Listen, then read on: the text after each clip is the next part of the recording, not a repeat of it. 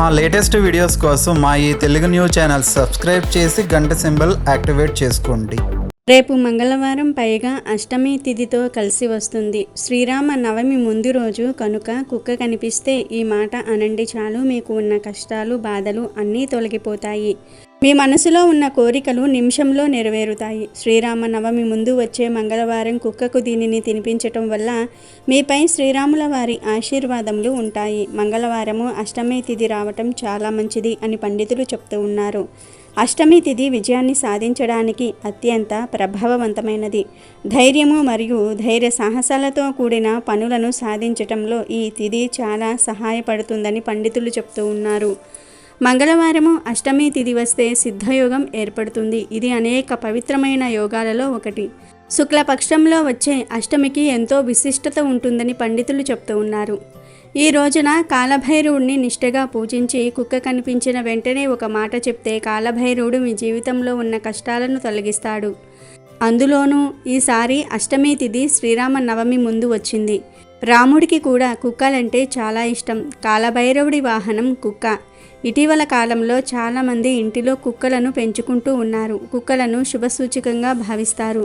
కుక్క ఉన్న ఇంటిలో నెగటివ్ ఎనర్జీకి చోటు ఉండదు అని పండితులు చెప్తూ ఉన్నారు. మనలో చాలామంది ఒక సామెతను వాడుతూ ఉంటారు, కుక్కకు ఉన్న విశ్వాసం మనిషికి లేదు అని. కుక్క చూపించే విశ్వాసం ఏ ఇతర జంతువులు చూపించవు అని అంటూ ఉంటారు.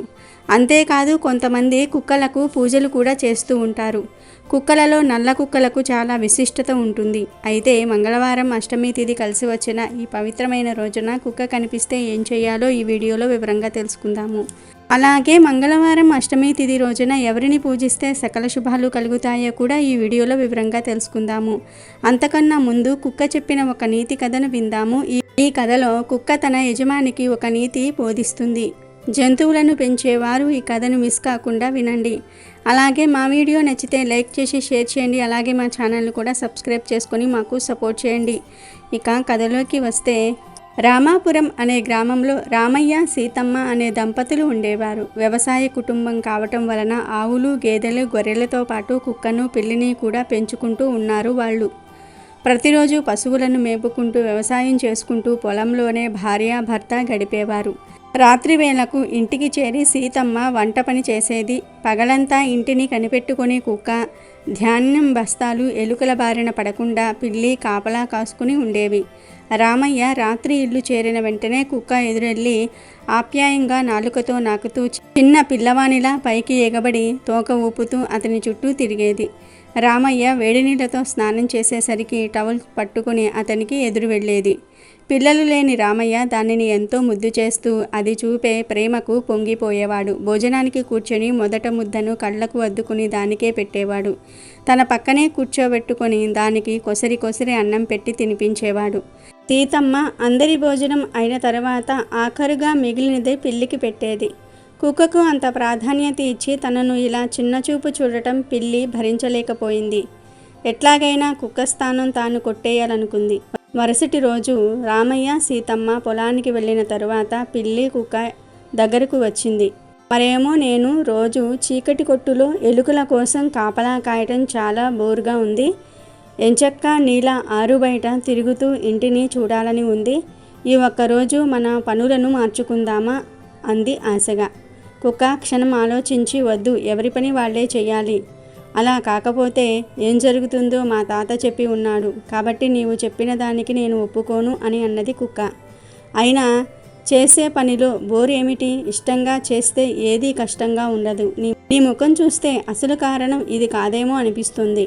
నీ సమస్య ఏమిటో చెప్పు. ఎప్పుడో మన ముత్తాతల నాటి జాతి వైర్యంతో నన్ను చూడకు. రోజులు మారాయి, పరిస్థితులు మారాయి. ఇప్పుడున్న స్థితులలో ఎవరెంతకాలం బ్రతుకుతామో ఎవరికీ తెలియదు. బ్రతికి ఉన్నంతకాలం ఆనందంగా ఎలాంటి కల్మషం లేకుండా హాయిగా అందరితో కలిసిమెలిసి ఏ చీకు చింత లేకుండా మనల్ని తిండి పెట్టి ఆదరించే వారికి కృతజ్ఞత చూపిస్తూ ఈ జీవితాన్ని ముగించటం కంటే పరమార్థం ఏముంటుంది? కాబట్టి నన్ను నీ స్నేహితునిగా భావించి నీ సమస్య చెప్తే తప్పక పరిష్కరిస్తాను అంటూ లాలనగా అనేసరికి పిల్లి తన మనసులోని బాధనంతా కూడా కక్కేసింది. అంతా విని కుక్క, ఓస్ ఇంతేనా, ఈ రోజుతో నీ సమస్య తీరిపోయింది అంటూ పిల్లిని ఓదార్చి తన పని తనను చేసుకోమని సలహా ఇచ్చింది.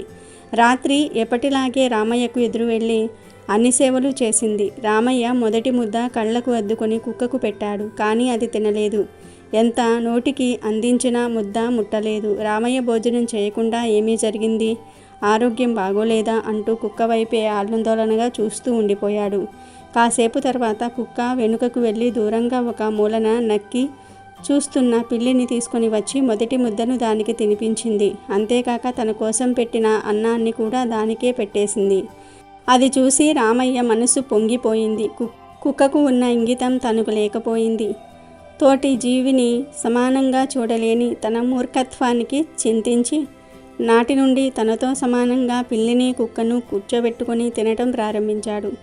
కుక్క చూపించిన ఔదార్యానికి పిల్లి ఎప్పుడూ కూడా మనసులోనే దానికి కృతజ్ఞతలు చూపిస్తూ ఉండేది. బ్రతికినంతకాలం రామయ్య దంపతులతో ఆనందంగా గడిపేశాయి. ఇక వీడియోలోకి వస్తే మంగళవారం శుక్లపక్షంలో వచ్చే అష్టమి తిథి నాడు భైరవుణ్ణి లేదా శివుడికి భక్తి శ్రద్ధలతో పూజించాలి. ఎర్రపూలతో పూజించాలి. నైవేద్యంగా గారెలు కానీ పెరుగు అన్నం కానీ పెట్టాలి. ఇలాంటి అరుదైన రోజున భైరవుడిని భక్తి శ్రద్ధలతో పూజిస్తే మీరు కోల్పోయిన పోగొట్టుకున్న వస్తువులను తిరిగి పొందవచ్చు అని పండితులు చెప్తూ ఉన్నారు. ఈ అష్టమి తిథి వచ్చిన మంగళవారం నాడు సాయంత్రం పూట ఇంటిలో లేదా శివాలయంలో మిరియాల దీపం వెలిగించి శివుడిని లేదా భైరవుణ్ణి పూజిస్తే మంచిది అని, మీరు ఎదుర్కొంటున్న సమస్యల నుండి సులభంగా బయటపడగలుగుతారని పండితులు చెప్తూ ఉన్నారు. అష్టమి తిథి నాడు భైరవుణ్ణి పూజించడం వల్ల విశేష ఫలితాలను పొందుతారు. ఇక ఈ రోజున కుక్క కనిపిస్తే ఈ ఒక్క మాట చెప్పి దానికి ఆహారం పెట్టండి. అష్టమి తిథి నాడు మీ ఇంట్లో ఉన్న కుక్కకు కానీ మీ వీధిలో ఉన్న కుక్కకు కానీ దీనిని ఆహారంగా పెట్టి ఒక మాట చెప్తే మీ కష్టాలన్నీ కూడా తొలగిపోతాయి. మంగళవారం అష్టమి తిథి నాడు పూజ పూర్తి అయిపోయిన తర్వాత ఒక పాత్రలో అన్నం వేసి పెరుగు వేసి పంచదార కూడా వేసి బాగా కలిపి మీ ఇంట్లో ఉండే కుక్కకు కానీ వీధిలో ఉండే కుక్కకు కానీ ఆహారంగా పెట్టాలి. ఆ తర్వాత ఈ మంత్రాన్ని 3 సార్లు జపించండి. ఓం ఐం హ్రీం ఆం సంహార భైరవాయ నమః అని. ఇది సంహార భైరవ మంత్రం. ఈ మంత్రం చదవటం వల్ల భైరవుడు మీకు ఉన్న కష్టాలన్నిటిని కూడా సంహరిస్తాడు, అంటే తొలగిస్తాడని అర్థం. కుక్కకు ఇది ఆహారం పెట్టి ఈ మంత్రాన్ని 3 సార్లు జపిస్తే మీ జీవితంలో ఉన్న కష్టాలన్నీ బాధలన్నీ కూడా తొలగిపోతాయి. ఈ మంత్రం చదివి మీ మనసులో ఉన్న బలమైన కోరికను చెప్పుకోండి. మంగళవారము అష్టమి తిథి నాడు ఇలా చేస్తే కష్టాలు పోతాయి. అలాగే మీ మనసులోని కోరిక కూడా నెరవేరుతుంది.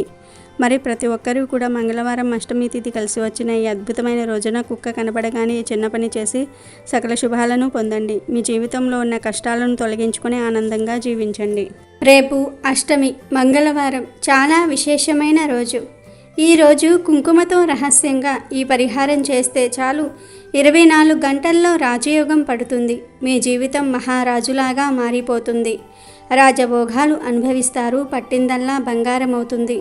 మీకు ఉండే సమస్యల నుండి సులభంగా బయటపడగలుగుతారు. మీ జీవితం అద్భుతంగా మారుతుంది. ఆర్థిక పరిస్థితులు బాగా మెరుగుపడతాయి. సంపాదన విపరీతంగా పెరుగుతుంది. అష్టమి తిథి అనేది అమ్మవారికి చాలా ఇష్టమైనది. కాలభైరవ స్వామికి కూడా ఎంతో ప్రీతికరమైనది. కుంకుమ చాలా పవిత్రమైనది, శక్తివంతమైనది. చాలామంది ధనవంతులుగా మారి రాజులాగా బతకాలని, ఎవరి దగ్గర చెయ్యి చాచే పరిస్థితి రాకూడదని, సంతోషంగా జీవించాలని అనుకుంటూ ఉంటారు.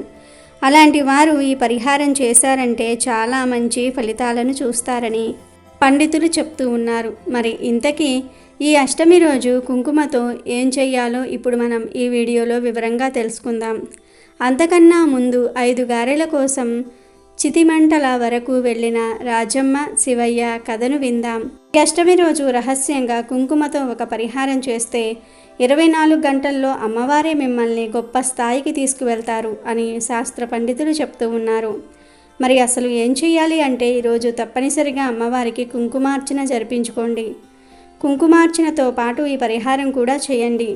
ముందుగా ఒక గుప్పెడు కుంకుమను తీసుకుని ఒక గిన్నెలో వేయండి. ఆ తర్వాత ఆ కుంకుమలోనే 5 పువ్వు ఉన్న లవంగాలు వేయండి. వేశాక ఈ కుంకుమలో వాటర్ పోసి పేస్ట్ లాగా తయారు చేయండి. తర్వాత ఈ పేస్టుతో ఉన్న గిన్నెను మీ చేతిలో పట్టుకొని ఒక్కసారి ఇల్లంతా తిరగండి. ఇంట్లో ఉన్న అన్ని గదుల్లో తిప్పండి.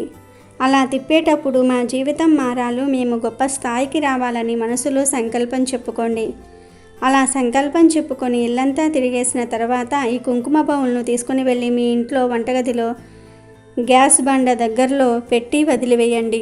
24 గంటలు గడిచిన తర్వాత ఈ కుంకుమ బౌలును తీయవచ్చు. దానిలోని కుంకుమను లవంగాలను మాత్రం ఎక్కడా వేయకూడదు.